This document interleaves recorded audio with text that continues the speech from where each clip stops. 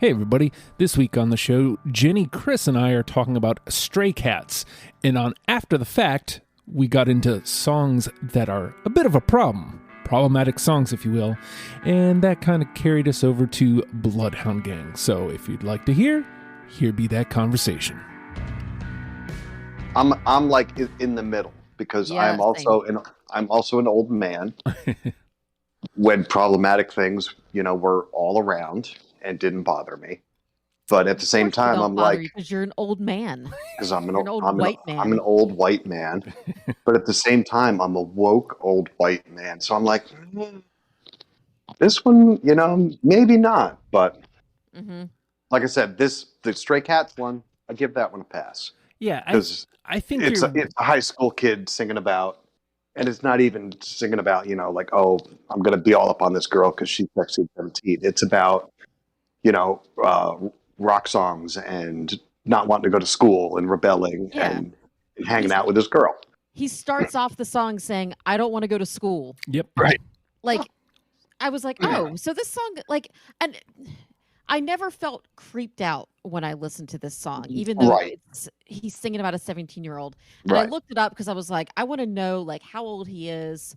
And I think he was about 21, 22 when the song came out. They may have written it a couple years before. Yeah. So it's not a disgusting age difference. And it doesn't, the song doesn't sound predatory when you listen to it. Right.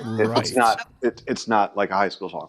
Now problematic songs that I still enjoy listening to, but I'm like, absolutely, they're problematic. Things like Young Girl. Young girl, get out of my mind. Yeah. My love for you is way out of line. Better run. Girl. He puts the onus on her. You better run because I'm an asshole old predator. Oh, my God. Yeah. Because you're much too young, girl. That's an awful song. But I hear that song and I sing along to it every fucking time. It is weird, how music can do that to us. It can lull us into this. Because we did Bloodhound Gang earlier this year. We'll talk about problematic, but yeah. And I mean, it's pretty much a discography full of problematic shit. And it's problematic for problematic's sake, even.